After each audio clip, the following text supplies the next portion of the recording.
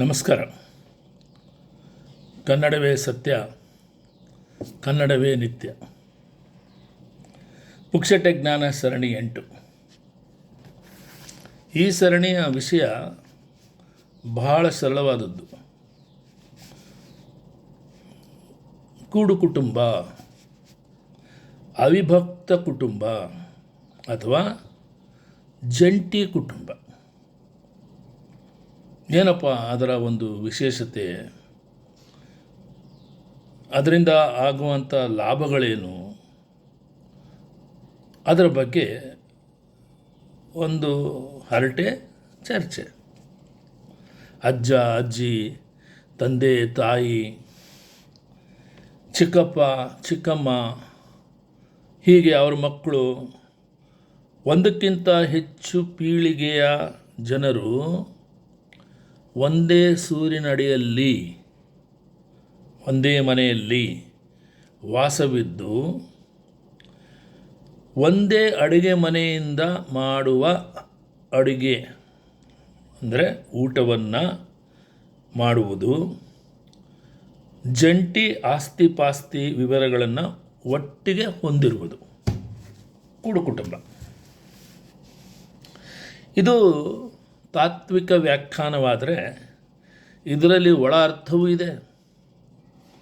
ಕೂಡು ಕುಟುಂಬ ನಮ್ಮ ಸಮಾಜದ ವಿಶೇಷ ಲಕ್ಷಣವನ್ನು ಎತ್ತಿ ಹಿಡಿಯುತ್ತದೆ. ಒಂದೇ ಸೂರು, ಒಂದೇ ಅಡುಗೆ ಮನೆ, ಅಲ್ಲಿ ಆಗುವಂತಹ ಅಡುಗೆಯೇ ಎಲ್ಲರೂ ಊಟ ಮಾಡುವುದು, ಹಿರಿಯ ತಲೆಮಾರಿನ ಕೈಗಳಿಂದ ಮನೆಯ ಅನ್ನಪೂರ್ಣೇಶ್ವರಿ ಅವಳೇ ಎಲ್ಲರಿಗೆ ಊಟವನ್ನು ಬಡಿಸುವುದು. ನಮ್ಮ ಹಿರಿಯರಂತೂ ಇಡೀ ಪ್ರಪಂಚವನ್ನೇ ಒಂದು ಕುಟುಂಬ ಅಂತ ಹೇಳಿದರು. ವಸುದೈವ ಕುಟುಂಬಕಂ ಎಂಬ ಒಂದು ನಂಬಿಕೆಯಲ್ಲಿದ್ದರು. ಗೆಳೆಯರೇ, ಸಂಸಾರವೆಂಬುದು ಗಂಡು ಹೆಣ್ಣಿನ ಒಂದು ಒಟ್ಟು ಪ್ರಯತ್ನವಲ್ಲವೇ? ಹೆಣ್ಣಿನ ಗುಣ, ಧರ್ಮ, ಸಹನಶೀಲತೆ ಮತ್ತು ಇನ್ನೂ ಅನೇಕ ಒಳ್ಳೆಯ ಗುಣಗಳು, ಗಂಡಸಿನ ದುಡಿಯುವ ಛಲ, ಬೆವರು ಸುರಿಸಿ ಹಣ ಗಳಿಸುವುದು, ತನ್ನ ಕುಟುಂಬವನ್ನು ಮರ್ಯಾದೆಯಿಂದ ಸಲುಹುವುದು ಅಲ್ಲವೇ? ನಾನು ಮಾತನಾಡುತ್ತಿರುವುದು ಮಧ್ಯಮ ವರ್ಗದ ಕುಟುಂಬಗಳ ಬಗ್ಗೆ. ನನ್ನ ಚರ್ಚೆ ಯಾವಾಗಲೂ ಮಧ್ಯಮ ವರ್ಗದ ಜನರಿಗೋಸ್ಕರನೇ ಸೀಮಿತವಾಗಿರುತ್ತೆ. ಅದೆಷ್ಟೋ ಕಷ್ಟಪಟ್ಟು ಹೆತ್ತ ಮಕ್ಕಳನ್ನು, ಅವರ ಆಗು ಹೋಗುಗಳನ್ನು, ಅವರ ದಿನನಿತ್ಯದ ಬೇಡಿಕೆಗಳನ್ನು, ಅವರ ಮಿತ್ರ ವೃಂದ ಎಲ್ಲವುದನ್ನು ಸೇರಿ ತಮ್ಮ ಮಕ್ಕಳ ಬೆಳವಣಿಗೆ ಹೇಗಾಗ್ತಾ ಇದೆ, ಒಳ್ಳೆ ರೀತಿಯಲ್ಲಿ ಆಗ್ತಾ ಇದೆಯೋ, ಆ ಒಂದು ಜವಾಬ್ದಾರಿಯನ್ನು ಪೋಷಕರು ಹೊಂದಿರ್ತಾರೆ. ಸುಸಂಸ್ಕೃತ ಕುಟುಂಬಗಳಿಂದ ಅಲ್ಲವೇ ಓರ್ವ ಒಳ್ಳೆಯ ಮಗ ಅಥವಾ ಮಗಳ ಜನನವಾಗುತ್ತದೆ. ಯಾವುದೇ ಕ್ಷೇತ್ರವಿರಲಿ, ತಾಯಿ ತಂದೆಯ ಬದುಕಿನ ಫಲವೇ ಮಕ್ಕಳ ಯಶಸ್ಸು ಅಥವಾ ಕೀರ್ತಿ. ನಾವು ನೆನೆಸಿಕೊಳ್ಳುವುದು ನಮ್ಮ ಪೋಷಕರನ್ನಲ್ಲವೇ? ಎಷ್ಟು ಸೊಗಸಾಗಿದೆ ಈ ಫ್ಯಾಬ್ರಿಕ್ ಅಂದರೆ ಸಂಬಂಧಗಳ ಒಂದು ಈ ಹೆಣಿಕೆ ಅಂತೀವಿ ನೋಡಿ. The knitting of relationship is more closer in joint families than unit families. Unit ಫ್ಯಾಮಿಲಿಯಲ್ಲಿ ಗಂಡ ಹೆಂಡತಿಯ ಇಂಟ್ರೆಸ್ಟ್ ಒಂದು ಬಿಟ್ಟರೆ ಬೇರೆದಿರೋದಿಲ್ಲ. ಕೂಡು ಕುಟುಂಬದಲ್ಲಿ ಹಾಗಲ್ಲ, ಎಲ್ಲವುದನ್ನು ಕಲಿಯುತ್ತೆ ಮಗು. ನೋಡಿ, ರಾಜಸ್ಥಾನದ ಒಂದು ಪರಿವಾರದಲ್ಲಿ 3 ಜನ ಅಣ್ಣ ತಮ್ಮ ತಂಗಿ 3 ಅಲ್ಲಿ ಅಡ್ಮಿನಿಸ್ಟ್ರೇಟಿವ್ ಪರೀಕ್ಷೆಯಲ್ಲಿ ಆಯ್ಕೆ ಆಗಿದ್ದಾರೆ, ಪಾಸ್ ಮಾಡಿಕೊಂಡಿದ್ದಾರೆ. ಹೆಮ್ಮೆಯ ವಿಷಯ. ಹೌದು ಗೆಳೆಯರೇ, ತಾಯಿಯ ರೂಪದಲ್ಲಿ ಅನ್ನಪೂರ್ಣೇಶ್ವರಿ ತಂದೆಯ ರೂಪದಲ್ಲಿ ನ್ಯಾಯಮೂರ್ತಿಯನ್ನು ನಿಲ್ಲಿಸಿದಾಗ ನಮ್ಮ ಮನದಾಳದಲ್ಲಿ ಬರುವ ಚಿತ್ರಣವು ಓರ್ವ ದೇಶಭಕ್ತ ನಾಗರಿಕನಾಗುವುದು, ಓರ್ವ ಒಳ್ಳೆಯ ವೈದ್ಯನಾಗುವುದು, ಓರ್ವ ಒಳ್ಳೆಯ ಶಿಕ್ಷಕನಾಗುವುದು, ಓರ್ವ ಒಳ್ಳೆಯ ರಾಜಕಾರಣಿಯಾಗುವುದು.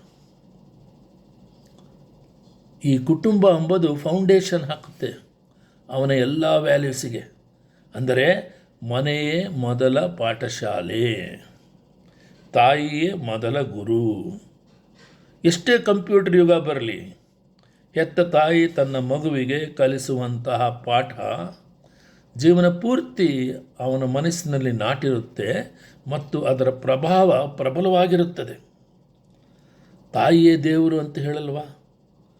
ಅವಳ ಮಾರ್ಗದರ್ಶನದಿಂದಲೇ ಅಲ್ಲವೇ ದೇಶಕ್ಕೆ ಅನೇಕ ಜ್ಞಾನಿಗಳು ಅವರನ್ನು ಪಡೆದೆವು ನಾವು. ಅವಳ ಮಡಿಲಿನಿಂದ ಅಲ್ಲವೇ ಅನೇಕ ಯೋಧರನ್ನು ಪಡೆದಿದ್ದೇವೆ ನಾವು. ಮಾತೃದೇವೋ ಭವ ಪಿತೃದೇವೋ ಭವ ಅಂತ ಹೇಳಿ ತಂದೆಗೂ ನಾವು ಅಷ್ಟೇ ಮರ್ಯಾದೆಯನ್ನು ಕೊಡ್ತೀವಿ. ಬಹಳ ಮುಖ್ಯ. ಇಲ್ಲಿ ಹೇಳುವ ವಿಚಾರ ಏನೆಂದರೆ, ಎಲ್ಲ ತಾಯಂದಿರು ಒಳ್ಳೆಯವರೇ ಅಂತ ಪ್ರಶ್ನೆ ಹಾಕಿದಾಗ ಎಲ್ಲೋ ಒಂದು ಕಡೆಗೆ ಕೆಟ್ಟ ತಾಯಂದಿರು ಇದ್ದಾರೆ ಅಂತ ಹೇಳಿ ಸಮಾಜದಲ್ಲಿ ನಾವು ಹುಡುಕಿಕೊಂಡು ಹೋದಾಗ ಒಂದು ಚಿಕ್ಕ ಕಥೆ ನೆನಪು ಬರುತ್ತೆ. ಒಬ್ಬ ಕಳ್ಳನಿಗೆ ಜಡ್ಜ್ ಕೇಳ್ತಾನೆ, ಏನಪ್ಪ ನೀನು ಲಾಸ್ಟ್ ಏನಾರು ಕೇಳ್ಬೇಕಾ, ಏನಾರು ಆಸೆ ಇದೆಯಾ ಹೇಳು ಅಂತ. ಹೌದು ಮಹಾಪ್ರಭು, ನಾನು ನನ್ನ ತಾಯಿಯನ್ನು ನೋಡಬೇಕು ಅಂತ ಹೇಳ್ತಾನೆ. ಆಗಲಿ, ನಿನ್ನ ಇಚ್ಛೆ ಅಂತ ನಿನ್ನ ತಾಯಿಯನ್ನು ಬರ ಹೇಳ್ತೀವಿ. ಆ ಅಮ್ಮ ಕೋರ್ಟಿಗೆ ಬರ್ತಾಳೆ, ಕಟಕಟೆಯಲ್ಲಿ ನಿಲ್ತಾಳೆ. ಇವನು ಹೋಗಿಬಿಟ್ಟು ಆ ತಾಯಿಯ ಕಿವಿಯನ್ನು ಜೋರಾಗಿ ಕಚ್ಚಿಬಿಡ್ತಾನೆ. ಅವಳು ಚೀರ್ತಾಳೆ, ಅಯ್ಯೋ ಅಂತೇಳಿ. ಜಡ್ಜ್ ಕೇಳ್ತಾರೆ, ಯಾಕಪ್ಪ ನಿನ್ನ ತಾಯಿ ಕಿವಿಯನ್ನು ಕಚ್ಚಿದೆ ಅಂತ. ಏನಿಲ್ಲ ಮಹಾಪ್ರಭು, ನನ್ನ ತಾಯಿ ನನಗೆ ಒಳ್ಳೆಯ ತಿಳಿ ಹೇಳುಗಳನ್ನು ಹೇಳಿದ್ದಾರೆ, ಒಳ್ಳೆಯದನ್ನು ಹೇಳಿದರೆ, ನನ್ನ ತಪ್ಪು ಮಾಡಿದಾಗ ತಿದ್ದಿದ್ರೆ ನಾನು ಇವತ್ತು ಕಳ್ಳನಾಗುತ್ತಿರಲಿಲ್ಲ. ಅವಳು ನನ್ನ ತಿದ್ದಲಿಲ್ಲ, ಅದಕ್ಕೆ ಬಹುಶಃ ನಾನು ಕಳ್ಳನಾದೆ. ಎಂತಹ ಸಂದೇಶ ಗೆಳೆಯರೇ! ತಿಳಿ ಹೇಳಿದ್ದರೆ ಒಳ್ಳೆಯದನ್ನು ಮಾಡುತ್ತಿದ್ದೆ, ಒಬ್ಬ ಒಳ್ಳೆಯ ನಾಗರಿಕನಾಗುತ್ತಿದ್ದೆ. ನಿಜ, ತಾಯಿಯೇ ನಮ್ಮನ್ನು ಬೆಳೆಸೋದು, ನಮ್ಮನ್ನು ಒಂದು ಒಳ್ಳೆಯ ಮೂರ್ತಿಯ ರೂಪದಲ್ಲಿ ಕೆತ್ತುವುದು. We are all the representatives of our parents, their behaviour and culture, ಅಲ್ಲವೇ? ಮತ್ತೆ ಬರ್ತೇನೆ. ನಮಸ್ಕಾರ. ಸರ್ವೇ ಜನ ಸುಖಿನೋ ಭವಂತು.